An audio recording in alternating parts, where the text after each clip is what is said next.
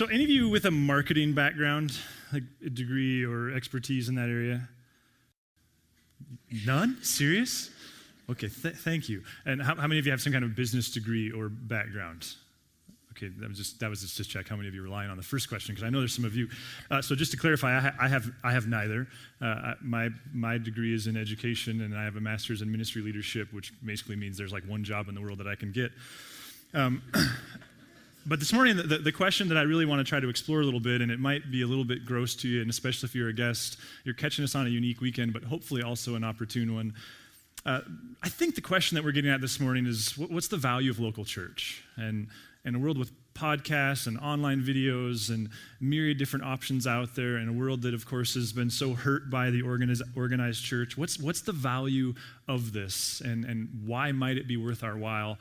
And to me, a piece of that, or one way to talk about that, is this idea of marketing, which again is perhaps a conflict of interest for you. But I guess to me, when Jesus says things like "go make disciples," it's about promotion.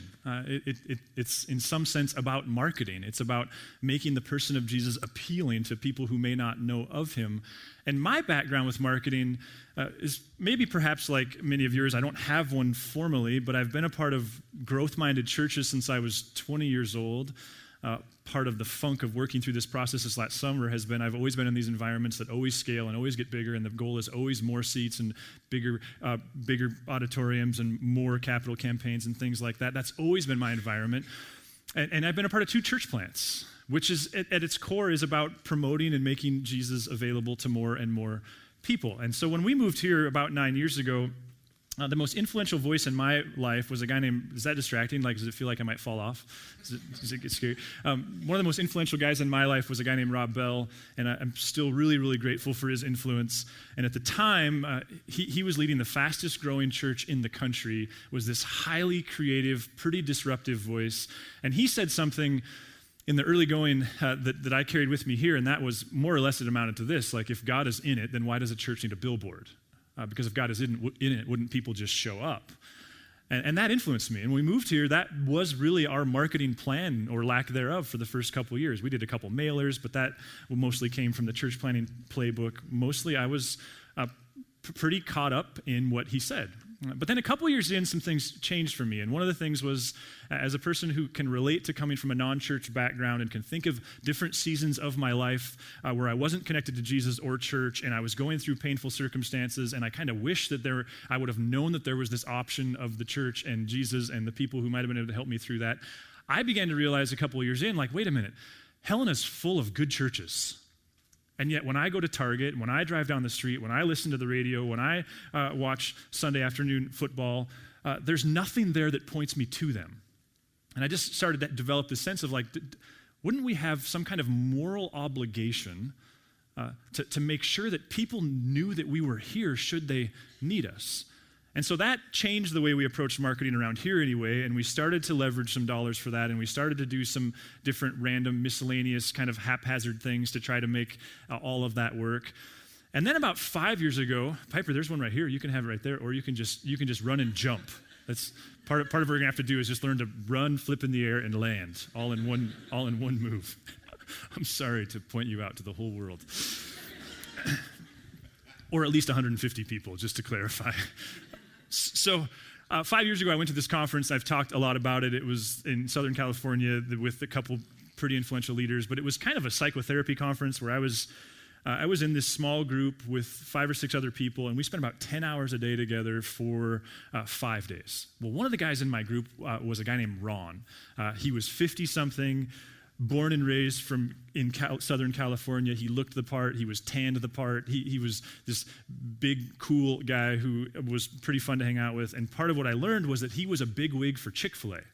In fact, his job was, he was the coach of every Chick-fil-A owner west of the Mississippi. He just would travel around to the different Chick-fil-A's and visit them and figure out how he could help them grow their business and what it is they needed from the organization. It was really a servant for the organization.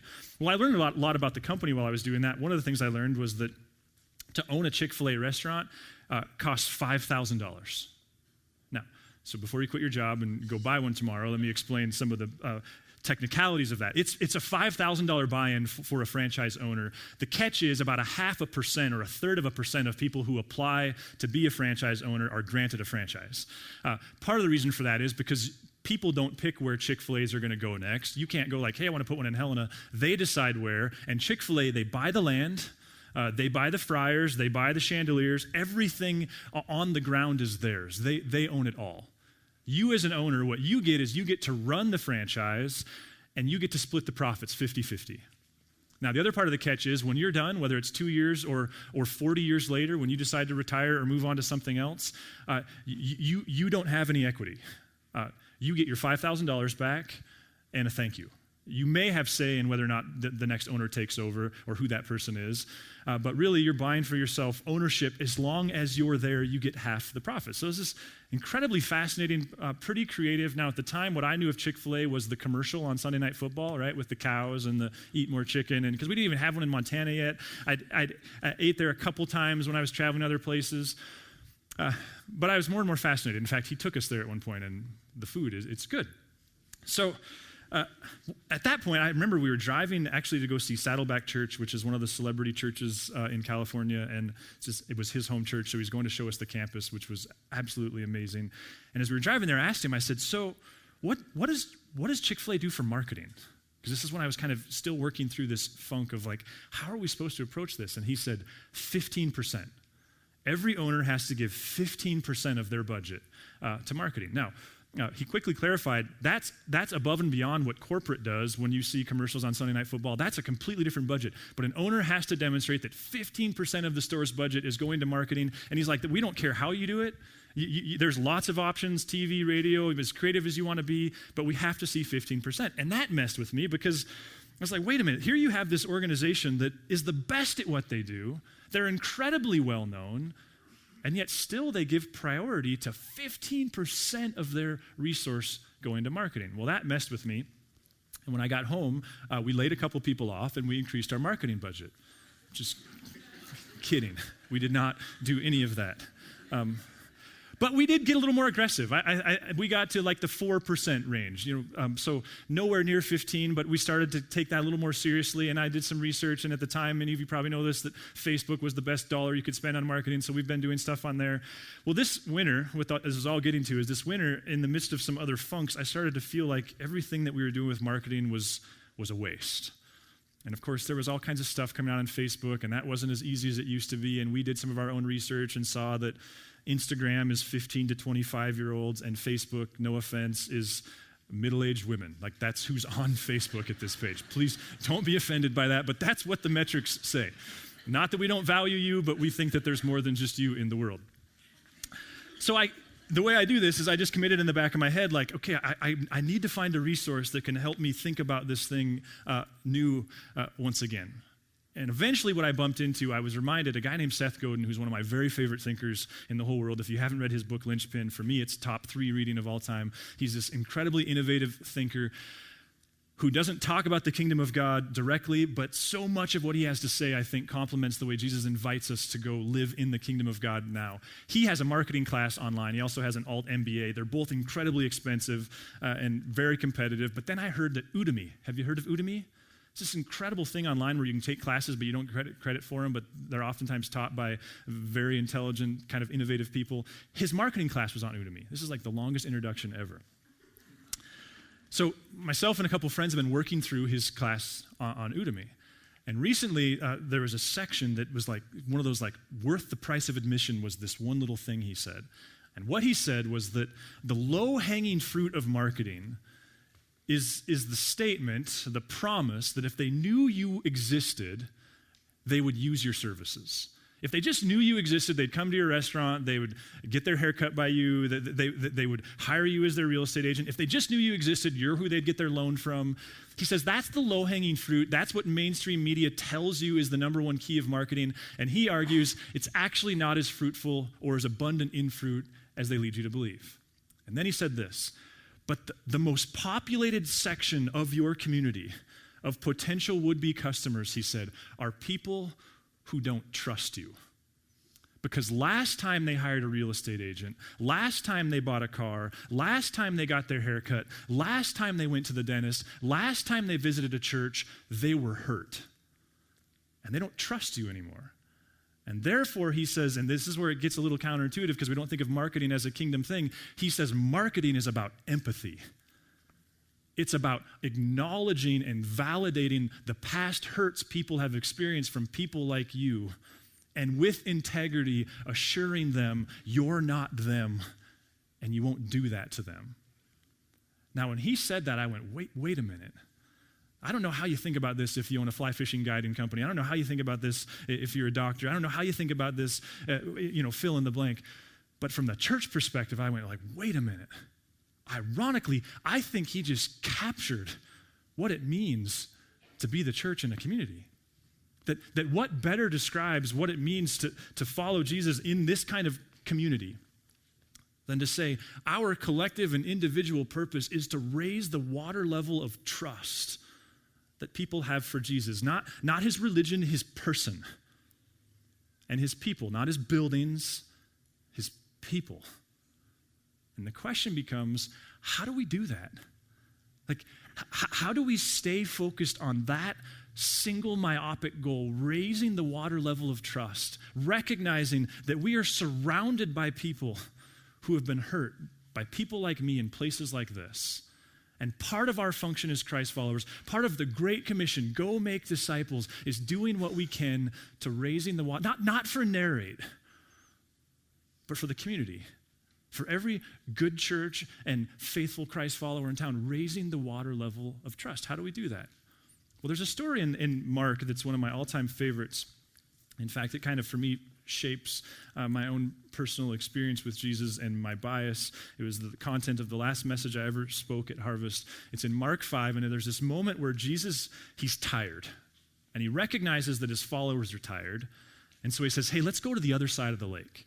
Now, he doesn't. It's equivalent of saying let's go to the mountains, but he's saying, hey, let's go to the other side of the lake, because the eastern side of the Sea of Galilee was populated by Gentiles, the western side by Jewish people. The two don't play well together, and so to go to the eastern side as a Jewish person is akin to being left alone. And so they get to the other side, and when they arrive there, there's a particular man who's very ill, perhaps suicidal, definitely demon-possessed. The community didn't know what to do with him, so they just try to chain him up to rocks to keep them away from them. And this man somehow identifies Jesus when they landed, and he came running at Jesus, and ultimately Jesus he healed the guy. But that was kind of a mess, because healing him involved taking these demons and casting them into this herd of pigs, and the pigs went running into the sea, and that was lost income for the community, and so they got really mad at Jesus, and ultimately they asked Jesus, please leave our town because this is disruptive.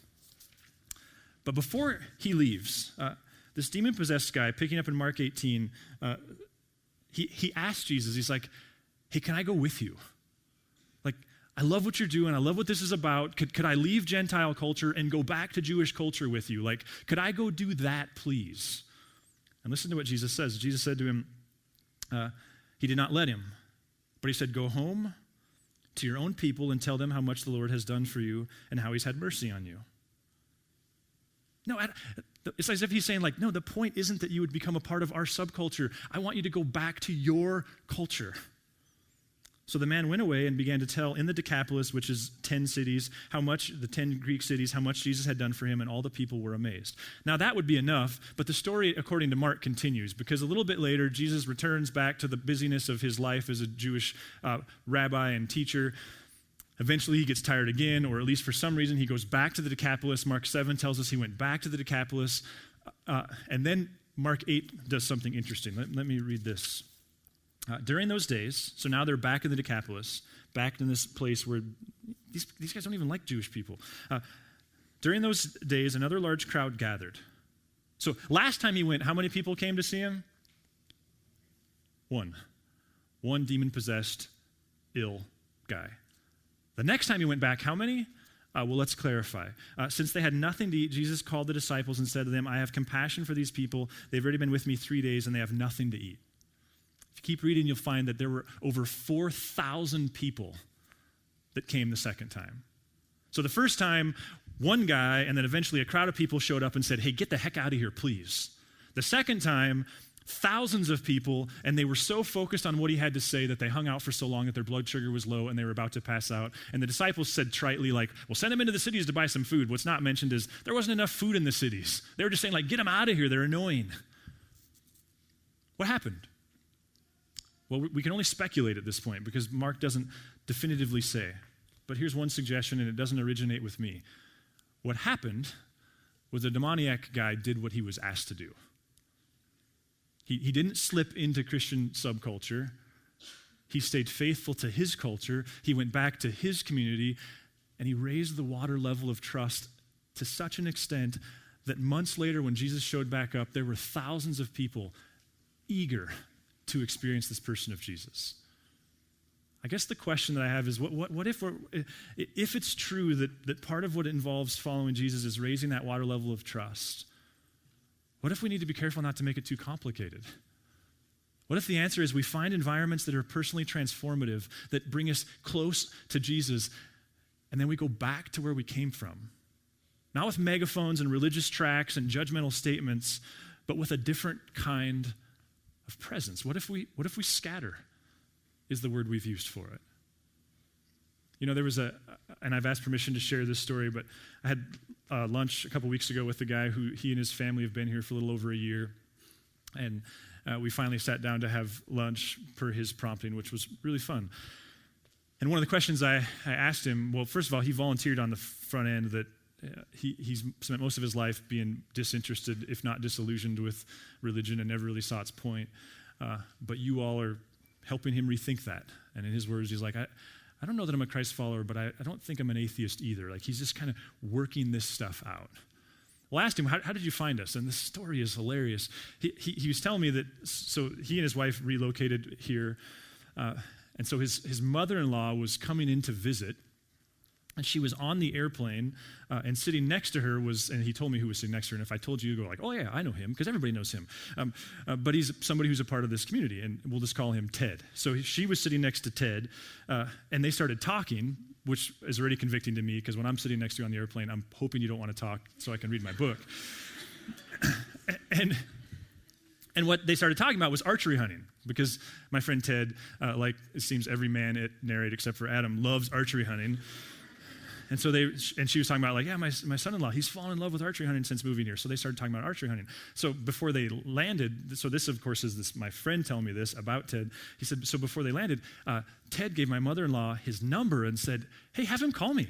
And I'd love to connect with him. You know, he's new to town. He's trying to connect and all that. Now, I don't know what's more amazing, that he gave this woman his phone number or that her son-in-law actually called him.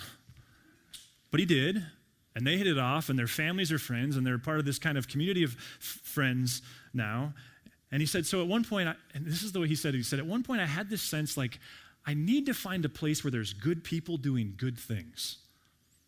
And so I asked Ted, hey, where do you guys go to church? And he told us Narrate. And that's where we've been ever since. What if that's what scattering is?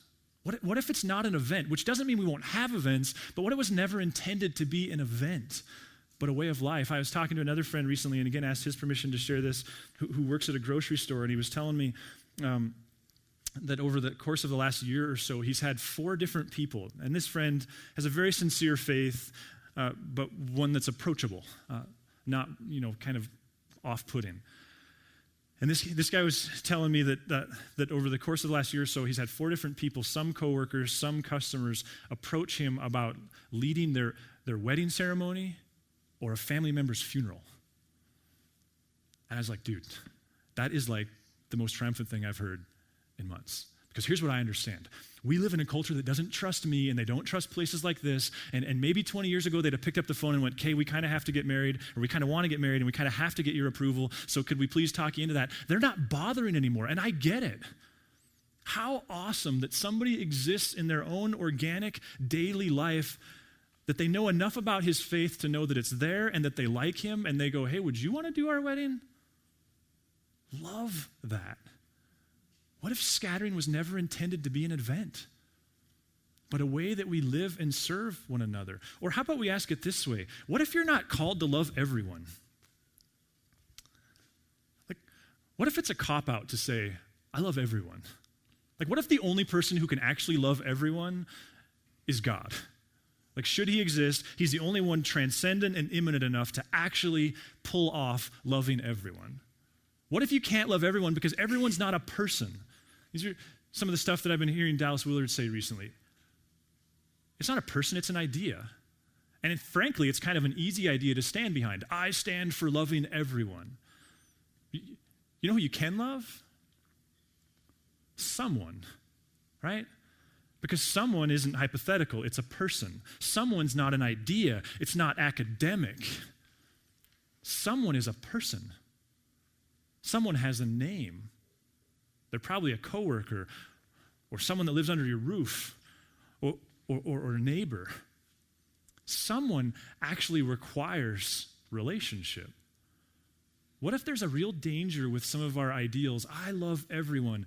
I love everyone academically, but then I just hate that person who just pulled out in front of me. And my boss, oh boy, right?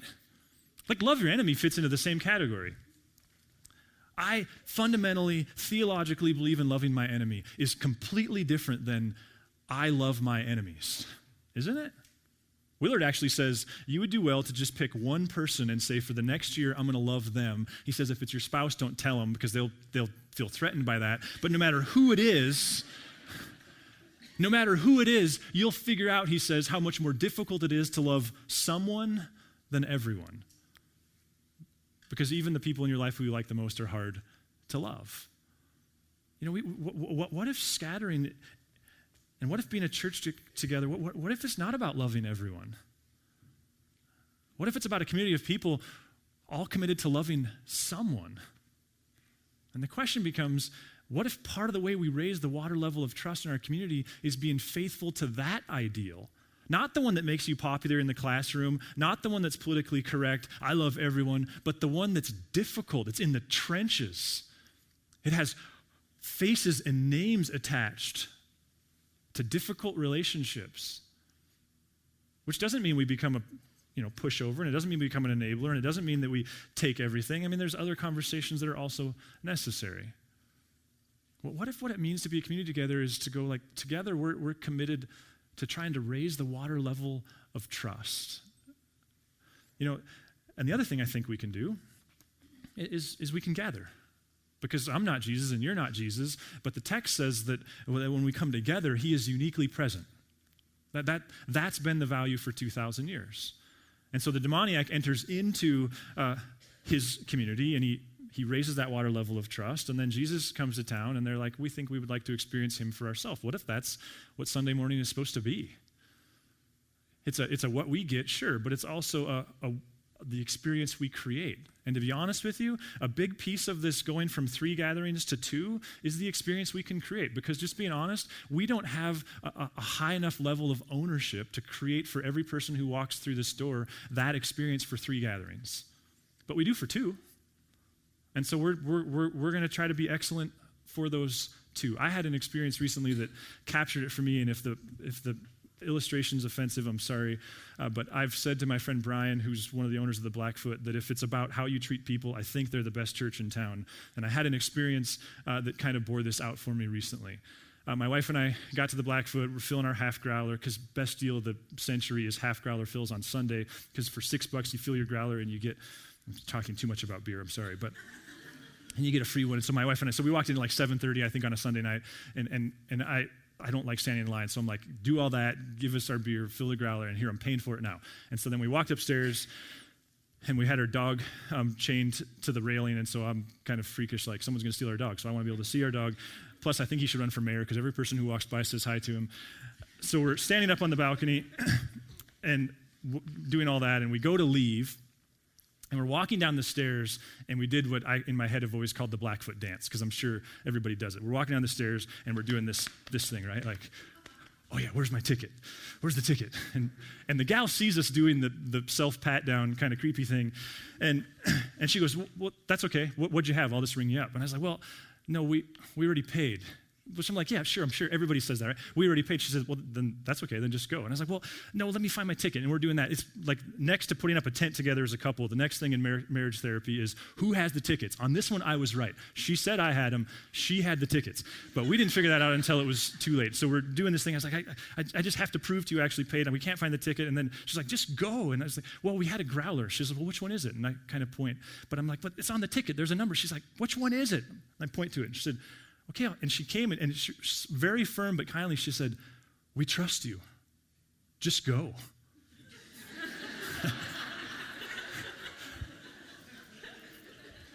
But for me, it was symbolic of an intentionality that you don't get very many places. And I think the conversation has always been, what would it be like to be a part of a community that when they walked in the door on a Sunday, the level of intentionality was that high? Can we do it for everyone? Probably not. Can we do it for more people than we think we can? Probably. But here's the catch in all that. Like Hannah and I and Kate and the rest of the we can't do that.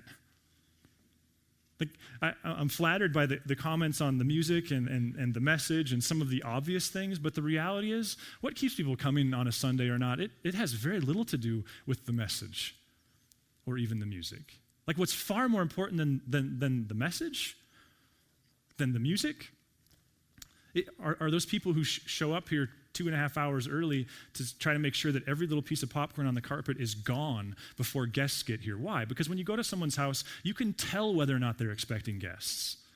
And we want the place to feel like we were expecting guests, to make sure there's mints. I was just talking with someone this morning who very obviously had a cough drop in. I was like, sweet, they're taking advantage of the cough drops. Why? Because they're in the bathroom. And guess what? It doesn't smell like urine in the urinal. Why? Because people show up 2 hours early and they clean them. What's more important than the message are the people who set up the kids, the nursery, the preschool. What's more important than the message are those people who are hosting kids. Because what's more nerve-wracking than showing up to church for the first time with kids? And so we have people who are manning the iPads, recognizing they crash more often than they don't crash, making sure that the check-in process is as painless as possible, helping people and family feel the assurance that, like, no, we have security here. We won't just send your kid home with just anybody. What's more important than the message are those people who get here and grind coffee beans and make coffee so that we can all get here and we can feed our addiction.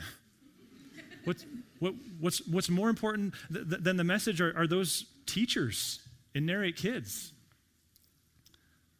Because what's more important to you when they're your young family? Check out, and do your kids want to come back? And frankly, it's not about the curriculum, and it's not about the room. It's about likable adults liking kids to the extent that they feel like they were seen and valued, and they want to come back. What's more important than the message are those people who help lead small groups within the kids and the people who work in the nursery. Consider this.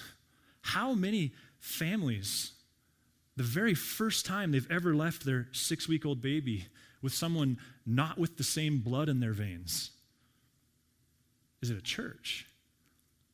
How important is the warmth and friendliness of people like Gay Iman who are doing that? What's more important than the message are the people standing on the steps and on the sidewalks, directing traffic, greeting, but trying not to be a creeper, and at the same time not to be too standoffish. Like it's the ultimate game of tactfulness. Does this person want a handshake or not? No, this person doesn't even want me to make eye contact. Okay, turn around. Right? It's a very complicated job. Part of what we tried to portray this morning is what's more important than the message are the ushers. And here's the win, here's the goal, that when every person who walks through that archery is eyeball to eyeball like a 5-star restaurant with a person, so that sense of like, wait a minute, there doesn't look like any room. No, somebody knows where their seats are, and they're not gonna point to them, and they're not gonna say like, hey, go over there, and they're not gonna go say like, go tell that person to move. All of that is gonna be taken care of for them. What's more important than the message is the person running the slides and the timing of that, because timing's everything, and the person running the soundboard, because we have great musicians, but it doesn't matter if you get high-pitched squeals as the music's going on. What's more important than the message is the band. And then there's teardown, right? Which allows band members to go home and kids teachers to go home and staff to abide with people. And part of the challenge we have right now is to efficiently tear down to honor the Grand Street, because they're so stinking good to us. They're so good to us that 6 weeks ago they called me and said, hey, Adam, we're going to cut stairs into the stage. And they started conversations with Kate and Marla and I about this disruption. In my head, I'm going, you guys don't owe us that. We rent. And so part of the way we honor them back is we get out of here on time. And part of the reason we do that is because we have teardown people who get after it. And the new challenge is going to be get after it without just shutting the room down, because people are going to want to linger a little bit and hang out. You know, I walk by Central School on my way to work every morning, which is a blast, because I love just seeing the incremental. I'm an incrementalist. I love seeing the slow build of a 72,000 square foot building or whatever it is. And to be clear, I voted for it. I'm very for it. I was walking by it this week, processing this weekend, and I was about halfway past it when I just thought, it actually doesn't matter. Like, it doesn't matter if we build a 72,000 square foot state-of-the-art building. If that place isn't populated with people who actually like kids, it doesn't matter. Because our kids and our community, they are constantly places where they're just a number. You know that. It doesn't matter if we build multiple brand new schools with all the amenities and they're full of teachers who are burnt out and sick of doing the work. It matters if we try to treat everyone the way we wish we could treat everyone. Try to treat someone the way we wish we could treat everyone. It matters if it comes from a place of personal connection. And so part of what we're trying to do here is that. And it's why we've always said, listen, we don't have members at Narrate. We have owners. Because we want to exist only for so long as we have people who are bought in to the opportunity to do what we can do to raise the water level of trust that people have for Jesus and his people by gathering and scattering.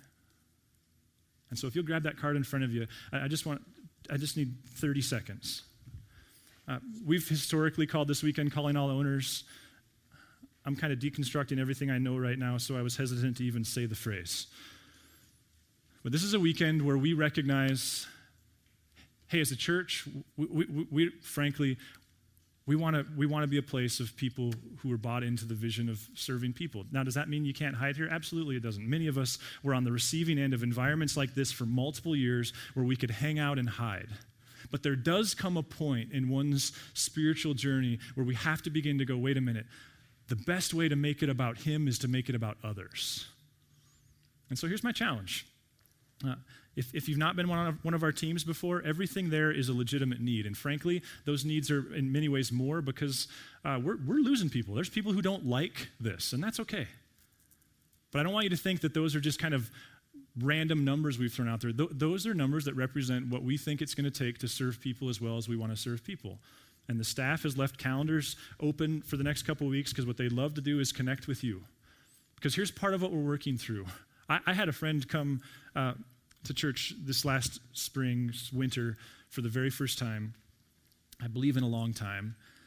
And he came to a gathering where it was about 40% full. And by the time it was over, I was like, dang, I wish he'd have came to the 10 o'clock where there are like people sitting on each other's shoulders. And the irony was, we have 3 services, I've always told myself, for him. And I realized in that moment, no, that's not for him. If it was for him, we want him in this environment because this is energizing.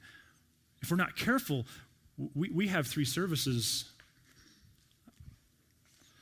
for people like me who are Christians, but church isn't for serving people. And so part of what we're doing is going, is there an opportunity to hide? Absolutely. Are there going to be seasons where you're going to need to pull back because you've given a lot? Absolutely. But at the end of the day, we want to be a church for as long as it's comprised of people who care deeply about doing what we can to raise the water level of trust that people have for Jesus, not the religion, the person, and not the institution, the people. And so we would love for you to join us. And if you're like, man, I've heard this 4 times, that might be your best indication that we would love for you to jump on team with us. And before you go, hey, we'll pray, we've already prayed. God says, yep. We would love for you to join us. And for those of you who have been a part of being owners with us in the past, thank you.